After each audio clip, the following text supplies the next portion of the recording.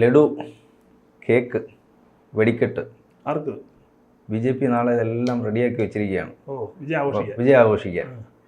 അപ്പോൾ കുറഞ്ഞത് 3 സീറ്റിൽ വിജയിക്കും എന്ന്. ഈ മൂന്നാമത്തെ സീറ്റിനെ കുറിച്ച് ആരാണെന്നുള്ള ഒരു ചിന്തയും കൂടെ ആകാംക്ഷയുണ്ട്. 2 ഉറപ്പാണെന്നുള്ളത് BJP കേന്ദ്രങ്ങൾ തന്നെ പറയുന്നുണ്ട്, മറ്റുള്ളവരും വിശ്വസിക്കുന്നുണ്ട്. പക്ഷെ മൂന്നാമത് ആരാണെന്നുള്ളത് നാളെ നമുക്കറിയാം. അതിൻ്റെ ആഘോഷം ലഡു ഒക്കെ വാങ്ങിച്ചു വെച്ചിരിക്കുകയാണ്. നാളെ വെടിക്കെട്ടുണ്ട്. അപ്പോൾ എന്താണ് നാളത്തെ സ്ഥിതി, എങ്ങനെയായിരിക്കും? വെടികൾ പൊട്ടുമോ എന്നുള്ളതാണ്. ഈ വാങ്ങി വെച്ച വെടിക്കോപ്പുകളൊക്കെ പൊട്ടിക്കാൻ കഴിയുമെന്നുള്ളതാണ്. പൊട്ടിക്കാൻ കഴിഞ്ഞേക്കുമെന്ന് തന്നെയാണ്. നമുക്ക് ഈ വരുന്ന സർവേ ഫലങ്ങളൊക്കെ അങ്ങനെയാണ്. സർവേ ഫലങ്ങൾ അങ്ങനെയാണ് വരുന്നത്. കാരണം നമുക്ക് എല്ലാവരും ഈ നമ്മളെ ഒപ്പീനിയൻ പോൾ പോലെയല്ല ഈ എക്സിറ്റ് പോൾ എന്ന് പറയുന്നത്. അതെ അതെ അതെ അതെ. സ്വാഭാവികമായിട്ടും ഈ വോട്ട് ചെയ്ത് ഇറങ്ങുന്നവരോട് ചോദിച്ച് അത് വലിയൊരു ടീം വർക്കാണ് ആ സംഭവം. നല്ല എഫേർട്ട് എടുത്ത് ഒരു 10-20 ദിവസം മെനക്കെട്ട് ചെയ്യുന്ന ജോലിയാണ്. പിന്നെ അതിൻ്റെ ഡാറ്റ അനാലിസിസ് അങ്ങനെയുള്ള കുറേ പ്രക്രിയകൾ കൂടി കടന്നു പോകുന്നു. സ്വാഭാവികമായിട്ടും അത് ഒരു സത്യമാവാനാണ് സാധ്യത. നമ്പറിലാണ് തർക്കം എപ്പോഴും വരുന്നത് അങ്ങനെയാണ്. കാരണം ഈ വോട്ടിംഗ് പെർസെൻറ്റേജ് ഒരു പാർട്ടിക്ക് അവർ പ്രതീക്ഷിക്കുന്ന വോട്ടിംഗ് പെർസെൻറ്റേജിനെ നമ്മൾ സീറ്റിലേക്ക് കൺവേർട്ട് ചെയ്യുമ്പോൾ ചിലപ്പോൾ ചെറിയ വ്യത്യാസം അങ്ങോട്ട് വരാം. ഇപ്പോൾ എത്ര പെർസെൻ്റാണ് അവർക്ക് കിട്ടിയത്, അതിനെ സീറ്റിലേക്ക് കൺവേർട്ട് ചെയ്യുമ്പോൾ ചിലപ്പോൾ ഇപ്പോൾ പറഞ്ഞ 3 ചിലപ്പോൾ 4 ആവാം, ചിലപ്പോൾ അത് 1 ആവാം. മറ്റു പാർട്ടികൾക്കും അങ്ങനെ സംഭവിക്കാം. അത് കണക്കിൻ്റെ ഒരു പ്രശ്നമാണ്. പക്ഷേ ഒരു കാര്യം ഉറപ്പിക്കാം, അറ്റ്ലീസ്റ്റ് ഒരു സീറ്റില്ലെങ്കിലും BJP അക്കൗണ്ട് തുറക്കും എന്നുള്ള കാര്യത്തിൽ തർക്കം തൽക്കാലം ഇപ്പോൾ ആർക്കും ഇല്ല. ഈ വേറെ ചില ആളുകൾക്കല്ലാതെ. പണ്ട് രാജഗോപാൽ അവസാന നിമിഷം വരെ തിരുവനന്തപുരത്ത് ലീഡ് ചെയ്ത് നിൽക്കുകയും അന്ന് എനിക്ക് തോന്നുന്നു കേരളത്തിലെ ഒരു വലിയ വിഭാഗം ആളുകൾ രാജഗോപാൽ ജി, കാരണം അദ്ദേഹത്തോട് വ്യക്തിപരമായ സ്നേഹവും ഇഷ്ടമൊക്കെ ആളുകൾക്ക് ഉണ്ടായിരുന്നു, ഇപ്പോഴും ഉണ്ട്. അപ്പോൾ രാഷ്ട്രീയ പാർട്ടിക്ക് അപ്പുറം അദ്ദേഹത്തിനോട് വലിയ സ്നേഹം ആളുകൾക്ക് ഉണ്ടായിരുന്നു. അപ്പോൾ അദ്ദേഹം ജയിക്കും എന്ന് പറഞ്ഞിട്ട് ആ നിൽക്കുന്ന സമയത്താണ് അവസാന നിമിഷമാണ്, അവസാനത്തെ മണിക്കൂറുകളിലാണ് അദ്ദേഹം പിന്നിൽ പോകുന്നത്, ശശി തരൂർ ജയിക്കുന്നത്. പക്ഷെ ഇത്തവണ അങ്ങനെയല്ല, കൃത്യമായി ഇന്നാരൊക്കെ ജയിക്കും എന്നുള്ള ഒരു ധാരണയിൽ തന്നെയാണ് ആളുകൾ മുന്നോട്ട് പോകുന്നത്. അല്ല, അതിൽ ഒരു പ്രത്യേകത ഉണ്ട്. കാരണം നമുക്ക് കുറച്ചു കാലം കൊണ്ട് നമ്മുടെ NDAക്ക് പെർമനന്റ് മുഖങ്ങളായിരുന്നു തെരഞ്ഞെടുപ്പിൽ. ഇപ്പം നേരത്തെ രാജാവ് പുള്ളി അസംബ്ലിയിലും മത്സരിക്കും, ലോക്സഭയിലും മത്സരിക്കും. ഇത് നമ്മുടെ അടുത്ത പല സീനിയർ നേതാക്കളും ഒരേ മുഖങ്ങൾ തന്നെ അപ്പുറം മാറുന്നു. കേരളത്തിൽ ജനങ്ങൾക്ക് അതൊരു മടുപ്പായി ഫീൽ ചെയ്യുന്നതാണ് വാസ്തവം. ആ മടുപ്പിൻ്റെ ഒരു പ്രത്യേകതയും കൂടിയാണ് നേരത്തെ പറഞ്ഞ ഉണ്ടാവാനുള്ളൊരു കാരണം. പക്ഷേ ഇക്കുറി അങ്ങനെയല്ല. പഴയ മുഖങ്ങളാണ്, പക്ഷെ അവരെ സ്ഥാനം മാറ്റി നിർത്തിയിട്ടുണ്ട്. പുതിയ മുഖങ്ങൾ ഒരുപാട് അവർ ഇറക്കിയിട്ടുണ്ട്. നേരത്തെ തിരുവനന്തപുരം പറഞ്ഞ കേസിലാണെങ്കിൽ രാജീവ് ചന്ദ്രശേഖർ തികച്ചും ഒരു ആപ്റ്റ് കാൻഡിഡേറ്റ് ആണ്. ഈ ശശി തരൂരിനെ കണ്ടസ്റ്റ് ചെയ്യാൻ പറ്റുന്ന കാൻഡിഡേറ്റ് ഇല്ല. ശശി തരൂരിന് ഇതുവരെ ഉണ്ടായിരുന്ന ഒരു മെച്ചം എന്ന് പറഞ്ഞാൽ ശശി തരൂരിനൊപ്പം നിൽക്കുന്ന ഒരു കാൻഡിഡേറ്റ് ഉണ്ടായിട്ടില്ല. തീർച്ചയായും ആ പ്രൊഫൈലിലുള്ള ഒരു കാൻഡിഡേറ്റ് ഉണ്ടായിട്ടില്ല. അതെ, ശശി തരൂരിന്റെ ഏറ്റവും വലിയൊരു ഭീതിയും അതാണ്. അതെ, ഇദ്ദേഹത്തിന്റെ സ്ഥാനാർത്ഥി പ്രഖ്യാപിച്ചത് മുതൽ ഏറ്റവും കൂടുതൽ ഭയപ്പെട്ടത് ശശി തരൂർ, മറ്റാരുമല്ല. ആദ്യം കേട്ടിരുന്നത് നിർമ്മലാ സീതാരാമന്റെ പേരായിരുന്നു ആദ്യം കേട്ടത്. തിരുവനന്തപുരം പരിഗണിക്കും. അപ്പോൾ പോലും ശശി തരൂരിന് ആത്മവിശ്വാസമുണ്ട്. കാര്യം അവർ സ്ത്രീയാണ്, ഭാഷ അറിഞ്ഞൂടാ, തമിഴാണ്, പിന്നെ കമ്മ്യൂണിക്കേഷനിൽ അവർ പിന്നോട്ട് പോകുന്നുള്ള വിശ്വാസം ഇദ്ദേഹത്തിനുണ്ടായിരുന്നു. പക്ഷെ ഇത് പ്രതീക്ഷിക്കാത്തൊരു കാൻഡിഡേറ്റ്. അത് ശശി തരൂർ തുടക്കത്തിലേ കിട്ടിയ വലിയൊരു അടിയാണ്. ആ അടിയിൽ നിന്ന് അദ്ദേഹം അവസാനം വരെ ഉയർന്നില്ല എന്നാണ് ഞാൻ മനസ്സിലാക്കുന്നത്. കാര്യം അത് ഈ ക്യാമ്പയിനിങ്ങിനൊക്കെ പ്രകടമായിരുന്നു. പിന്നീട് ഒരു കുറേ കഴിഞ്ഞിട്ടാണ് അവർ തിരിച്ചു പിടിക്കുന്നത്. കാര്യം വളരെ മുമ്പ് എൻ്റെ രാജീവ് ചന്ദ്രശേഖർ ഇറങ്ങിയല്ലോ, ഫീൽഡിൽ ഇറങ്ങി വളരെ പ്രൊഫഷണലായിട്ട് അദ്ദേഹം ഈ പ്രചരണം നയിക്കുകയും ചെയ്തു. അപ്പോൾ അതിനായിട്ടുള്ള ചില പ്രശ്നങ്ങൾ അവിടെ ഉണ്ട്. അത് മാത്രമല്ല, ഈ എല്ലാ തവണയും ശശി തരൂരിന് ഇവിടുന്ന് പ്രാദേശികമായി കോൺഗ്രസിൻ്റെ സപ്പോർട്ടൊന്നും അധികം കിട്ടിയിട്ടില്ല. ഇത്തവണയും അദ്ദേഹത്തിന് കിട്ടിയിട്ടില്ല. അദ്ദേഹം ജയിച്ചപ്പോഴെല്ലാം കോൺഗ്രസ് കാലുവാരാൻ നോക്കിയിട്ടുണ്ട്. കോൺഗ്രസിന് ഇഷ്ടമുള്ള ഒരു സ്ഥാനം, കാരണം കോൺഗ്രസ് മീൻസ് ഈ ഇവിടുത്തെ നേതാക്കന്മാർക്ക് ഇഷ്ടമുള്ള ഒരു സ്ഥാനാർത്ഥി ആയിരുന്നില്ല അദ്ദേഹം. അല്ല, ഈ നേരത്തെ പറഞ്ഞാൽ ഈ പ്രാവശ്യങ്ങളിൽ അദ്ദേഹം ജയിച്ചത് പുള്ളിയുടെ സ്വന്തം മിടുക്കൊണ്ടാണ്. അതെ, മിടുക്കൊണ്ടാണ്. പല പിന്നെ സംഭവങ്ങളൊക്കെ ഉപയോഗിച്ചിട്ടാണ് പുള്ളി ജയിച്ചു വന്നിട്ടുള്ളത്. ഇപ്രാവശ്യം വേറൊരു വിഷയം കൂടെ ഉള്ളത്, ഒരു വിമതനം കൂടെ ഉണ്ട് ഇദ്ദേഹത്തിന്. തിരുവനന്തപുരത്ത് മത്സരിക്കുന്നത് ഷൈൻലാൽ എന്ന് പറയുന്നത് PCC ഭാരവാഹിയായിരുന്ന കക്ഷിയാണ്. അഡ്വക്കേറ്റ് ഷൈൻലാൽ എന്ന് പറയുന്നത്. കഴിഞ്ഞ ഇലക്ഷനിലൊക്കെ ഇദ്ദേഹത്തിൻ്റെ തെരഞ്ഞെടുപ്പ് പ്രവർത്തനങ്ങൾ ചുക്കാൻ പിടിച്ചിരുന്ന ഒരാളായിരുന്നു. പുള്ളി പണങ്ങി മാറിയെന്ന് കുറച്ചോട്ട് എന്തായാലും അദ്ദേഹവും കൊണ്ടുപിടിച്ച് മാറ്റുമല്ലോ. പിന്നെ ഈ മണ്ഡലം ഭാരവാഹികളിലൊക്കെ ഇദ്ദേഹത്തിനോട് വലിയ എതിർപ്പുണ്ട് തരൂരിനോട്. കാരണം ആഫീസ് കയറ്റില്ല, കാണാൻ ചെന്ന് കഴിഞ്ഞാൽ സമയം തരുന്നില്ല എന്നൊക്കെയുള്ള പരാതി ചെറിയ നേതാക്കൾക്കുണ്ട്. അതൊക്കെ അവർ ഇപ്രാവശ്യം വോട്ടിൽ കൂടി അവർ കാണിക്കും. അത് അദ്ദേഹത്തിന് അറിയാം, ഉം, ഉം. ആർക്ക് ശശി തരൂരിന് അറിയാം. നേരത്തെ ഈ കോൺഗ്രസിലെ വൻ നേതാക്കൾ മാത്രമല്ല, താഴേക്കിടയിലുള്ള ജൂനിയർ നേതാക്കളിൽ പോലും ഒരു അതിർത്തി ഇദ്ദേഹത്തോട് ഉണ്ട് എന്നുള്ളത് വാസ്തവമാണ്. അത് അപ്പുറത്ത് ചന്ദ്രശേഖരന് പല മാനദണ്ഡങ്ങൾ എടുത്ത് വരുമ്പോഴത്തേക്ക് അപ്പുറത്തേക്ക് വോട്ട് ഷിഫ്റ്റ് ചെയ്തിട്ടുണ്ടാവാം. അങ്ങനെയാണ് ഇദ്ദേഹത്തിന് എഡ്ജ് നമ്മൾ പറയുന്നത്. അതെ, ശശി തരൂർ ഒരിക്കലും മോശം കാൻഡിഡേറ്റ് ആയിട്ടല്ല. പക്ഷേ ഈ കഴിഞ്ഞ 10 വർഷം കൊണ്ട് ഇദ്ദേഹം തിരുവനന്തപുരത്തിന് ഒന്നും ചെയ്തില്ല എന്നുള്ളതാണ്. അത് ഏറ്റവും കൂടുതൽ ചർച്ച ചെയ്യപ്പെട്ടത് ബാഴ്സലോണ ഇരട്ട നഗരമാണ്. ആദ്യം വന്നപ്പോഴത്തേക്ക് പറഞ്ഞു തിരുവനന്തപുരത്തെ ബാഴ്സലോണ ഇരട്ട നഗരമാകും.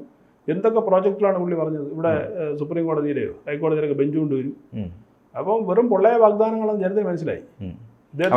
ഈ നാളെ അപ്പോൾ തിരുവനന്തപുരത്ത് സാധ്യത ലഡു മിക്കവാറും വിതരണം ചെയ്യപ്പെടും. അതിനുള്ള സാധ്യത വളരെ കൂടുതലാണ്. മറ്റ് അത്ഭുതങ്ങൾ സംഭവിച്ചില്ല. തൽക്കാലം അങ്ങനെ സംഭവിക്കേണ്ട അത്ഭുതങ്ങളൊന്നും ഉണ്ടായിട്ടില്ല ഈ പ്രചരണ കാലഘട്ടത്തിൽ. അങ്ങനെയാണെങ്കിൽ കൃത്യമായിട്ടും ചിലപ്പോൾ കൂടുതൽ ലഡു BJP-കാർ വാങ്ങേണ്ടി വരും. BJP-കാർ. പിന്നുള്ളത് തൃശ്ശൂരാണ്. തൃശ്ശൂരും ലഡു വിതരണം ചെയ്യേണ്ടി വരും. തൃശ്ശൂർ ഉറപ്പായും. തൃശ്ശൂർ ഒരു സംശയമില്ല. അതിന് ഒരു സീറ്റ് ജയിക്കുകയാണെങ്കിൽ അത് ചില തൃശ്ശൂരായിരിക്കും. അങ്ങനെയാണ് പൊതുവേ നമ്മൾ കിട്ടുന്ന. അതെ, കാരണം 2019 വെറും 13 ദിവസം പ്രകടനത്തിട്ടാണ് അന്ന് അത്രയും വോട്ടന്ന് സുരേഷ് സമാഹരിച്ചത്. ഇപ്രാവശ്യം അങ്ങനെ കഴിഞ്ഞ 5 വർഷമായിട്ട് വർക്ക് ചെയ്യുന്നുണ്ട്. സ്മൃതി ഇറാനി അമേഠി ചെയ്തതുപോലെ എന്തെല്ലാം വികസന പ്രവർത്തനം ചെയ്തു. MP-യുടെ ഫണ്ട് കൂടാതെ സ്വന്തം പോക്കറ്റിൽ നിന്ന് വരെ കാശെടുത്ത പല കാര്യങ്ങളും ചെയ്തു. അത് അവിടുത്തെ മേയർ, കോൺഗ്രസിന്റെ മേയർ വരെ പറഞ്ഞതാണ്, MC വർഗീസ്. കാരണം സുരേഷ് ഗോപിയുടെ ഒരാളിനെയാണ് MP ആയിട്ട് ആവശ്യം. അപ്പൊ എല്ലാവരുടെ മനസ്സിൽ അത്തരത്തിൽ വികാരമുണ്ട്. അതായത് പാർട്ടി ലൈനുകൾക്ക് അപ്പുറം അത് വോട്ടായിട്ട് ട്രാൻസ്ലേറ്റ് ചെയ്യും. സ്ത്രീകളുടെ മഹാഭൂരിപക്ഷം വോട്ടും BJP-ക്കാണ്. ഇടയ്ക്കൊരു വാർത്ത കേട്ടിരുന്നു, എത്രത്തോളം ശരിയെന്നറിയില്ല. തെരഞ്ഞെടുപ്പിന്റെ അന്ന് ഈ മുസ്ലിം വോട്ടേഴ്സ് ഉണ്ടല്ലോ, മുസ്ലിം സ്ത്രീ വോട്ടേഴ്സിനെ പുരുഷന്മാർ വോട്ട് ചെയ്യാൻ അനുവദിച്ചില്ല എന്ന് കേൾക്കുന്നുണ്ട്. എത്രത്തോളം റിയാലിറ്റി ഉണ്ടെന്ന് അറിയുന്നില്ല. കാര്യം പോയാൽ അവർ താമരയ്ക്ക് കുത്തു എന്ന് അവർക്ക് ഉറപ്പായി. കാര്യം പുള്ളിയുടെ യോഗങ്ങളിലും മറ്റിലും മറിച്ചൊക്കെ പോയി ഈ ജാതിക്ക് അതീതമായിട്ട് ഇദ്ദേഹം ഉണ്ടാക്കിയെടുത്ത ഒരു ഇമേജ് ഉണ്ട്. ആ ഇമേജ് വോട്ടായിട്ട് അങ്ങ് കൺവേർട്ട് ചെയ്യും. അദ്ദേഹത്തിന്റെ ഒരു വിജയം അതാണെന്ന് എനിക്ക് തോന്നുന്നു. കാരണം അദ്ദേഹം ഈ പറഞ്ഞ ഇമേജ് പലപ്പോഴും ഈ BJP-യിലുള്ള നേതാക്കന്മാർക്ക് ആ ഇമേജിനകത്ത് നിന്നിട്ട് പുറത്തു വരാൻ പറ്റാത്ത ജാടകളില്ലല്ലോ. പുള്ളി എപ്പോഴും പച്ചയായ മനുഷ്യനായിട്ടാണ്. അതുകൊണ്ടാണ് വിവാദങ്ങളും പറയുക വരുന്നത് എപ്പോഴും. ഈ തന്ത്രശാലിയാണെങ്കിൽ ഈ വിവാദങ്ങൾ. അതെ, അദ്ദേഹത്തിന് അഭിനയിക്കാൻ സിനിമയിലേ അറിയാവും. ജീവിതത്തിൽ അയാൾ അനുഭവിക്കുന്ന ഒരാളല്ല, ജീവിതത്തിൽ അഭിനയിച്ചിട്ടുമില്ല. ജീവിതത്തിൽ ഒരു സാധാരണ പച്ചയായ മനുഷ്യനാണ്, ഒരു കുടുംബനാഥനാണ്, ഒരു അച്ഛനാണ്, ഒരു ഭർത്താവാണ്. അതൊക്കെയാണ് സുരേഷ് ഗോപി എന്ന് പറയുന്നത്. നമ്മൾ കാണുന്ന സുരേഷ് ഗോപി അദ്ദേഹം അഭിനയിക്കുന്ന വെള്ളിത്തിരയിൽ മാത്രമാണ്. പക്ഷേ നേരെ തിരിച്ചാണ് മറ്റു പലരും. പൊതുസമൂഹത്തിനൊന്നും അഭിനയിക്കും, അപ്പുറത്ത് പോയി യഥാർത്ഥ ജീവിതം കാണിക്കും എന്നുള്ളതാണ്. ഇത് ജനം തിരിച്ചറിഞ്ഞു. അത് ഈ 5 വർഷം അവർക്ക് മനസ്സിലാക്കാൻ കഴിഞ്ഞു എന്നുള്ളതാണ്. പിന്നെ വേറെ ഒരുപാട് പോസിറ്റീവ് ഫാക്ടേഴ്സ് തൃശ്ശൂരുള്ളത്. ഈ കെ മുരളീധരനോട് മത്സരിക്കാൻ വന്നല്ലോ, അത് പ്രതാപനൊരു അതിർത്തി ഉണ്ടാക്കിയിട്ടുണ്ട്. ആദ്യം കൂടെ നടന്ന് ലഡ്ഡൊക്കെ തിന്ന് കൂടെ നടന്നെങ്കിൽ പോലും ഇദ്ദേഹത്തിന് ഹോൾഡുള്ള ഒരു ഏരിയ ഉണ്ട്. അരയ സമുദായത്തിന്, അതായത് ഈ കയ്പമംഗലം ഏരിയയിലൊക്കെ വരുന്ന ഒരു സംഭവമുണ്ട്. അവിടെയുള്ള വോട്ടേഴ്സ് നല്ലൊരു ഭാഗം വോട്ട് പിന്നെ കോംപ്രമൈസ് ചെയ്യപ്പെട്ടു എന്ന് കേൾക്കുന്നു. കോംപ്രമൈസ് ചെയ്യപ്പെട്ടു എന്ന് പറഞ്ഞാൽ മുരളീധരൻ തന്നെ അത് പറയുകയും ചെയ്തിട്ടുണ്ടെന്നോ. അതെ, അത് ചർച്ചയാണല്ലോ, കോൺഗ്രസിലും ചർച്ചയാണല്ലോ. അത് പ്രതാപൻ തന്നെ ഇടപെട്ട് കോംപ്രമൈസ് ചെയ്യിച്ചു എന്നുള്ളതാണ് നമുക്ക് കിട്ടുന്ന വിവരങ്ങൾ. അപ്പോൾ അങ്ങനെയാണെങ്കിൽ ആ വോട്ട് എന്മാസമായിട്ട് പോകുന്നത് താമരയുടെ പെട്ടിയിലേക്കാണ്. അപ്പോൾ കെ മുരളീധരൻ അവിടെ ക്ഷീണം. 2 പത്മജ വേണുഗോപാലിൻ്റെ എൻട്രി. എല്ലാവരും പറയുന്ന പത്മജയ്ക്ക് എന്ത് ചെയ്യാൻ പറ്റും എന്നുള്ളതാണ്. പക്ഷേ പത്മജയ്ക്ക് ഇവരുടെ കാര്യങ്ങൾ ചെയ്യാൻ പറ്റി എന്നുള്ളതാണ്. കാരണം തൃശ്ശൂർ വോട്ടേഴ്സിൽ കരുണാകരൻ്റെ മാനസ മണ്ഡലമാണ് ഈ മാളയും തൃശ്ശൂരും രാമനിലും എന്നൊക്കെ പറയുന്നത്. അവരുടെ ഭയങ്കര അറ്റാച്ച്മെൻ്റ് ഉള്ള ഒരു സ്ഥലമാണ്. അപ്പോൾ അവിടെ കോൺഗ്രസിൻ്റെ വർഷങ്ങളായിട്ട് കോൺഗ്രസിന് മാത്രം വോട്ട് ചെയ്ത് വരുന്ന കുറേ ആളുകളുണ്ട്. അവരുടെ ഒരു മനം മാറ്റം ഇവർ മാറിയിട്ടുണ്ട്. കാരണം കരുണാകരൻ്റെ മകൾക്ക് പാർട്ടി മാറി പോവാമെങ്കിൽ നമുക്ക് മാറി വോട്ട് ചെയ്തുകൂടാ എന്നൊരു മനോഭാവം പലരിലും ഉണ്ടായി. അങ്ങനെ കുറേ മാറ്റം കോൺഗ്രസ് ഇന്നുണ്ട്. പിന്നെ ഏറ്റവും അവസാനം പറഞ്ഞാൽ എപ്പോഴും തകർച്ച ഉണ്ടായിട്ടുള്ളത് കോൺഗ്രസിനാണ്. ഇടതിൻ്റെ വോട്ടിനേക്കാളേറെ ഇടതിൻ്റെ വോട്ട് എന്തായാലും തകരും. കരുവന്നൂർ കേസിൽ അവർക്ക് വലിയ നഷ്ടം ഉണ്ടാകാൻ പോകുന്നത്. പക്ഷേ കോൺഗ്രസിൻ്റെ ഈ ഒരു ബാസ്റ്റൺ എന്ന് പറയുന്ന ഒരു സംഭവം ഒരുപാട് വോട്ടുകൾ ഈ തരത്തിലേക്ക് ഇങ്ങനെ മാറും. മുരളീധരനെ വലിയ പ്രതീക്ഷയോടുകൂടിയാണ് അവിടെ കൊണ്ടു നിർത്തിയത്. വലിയ പ്രതീക്ഷയാണ് കൊണ്ടുവന്നത്. എനിക്കൊന്ന് പ്രതീക്ഷയ്ക്ക് അപ്പുറം അന്ന് പ്രതാപനെതിരെ അവിടെ വലിയൊരു ഒരു വികാരം ഉണ്ടായിരുന്നു. കാര്യം ഒന്നും ചെയ്തില്ല എന്നുള്ളൊരു പ്രശ്നമാണ്.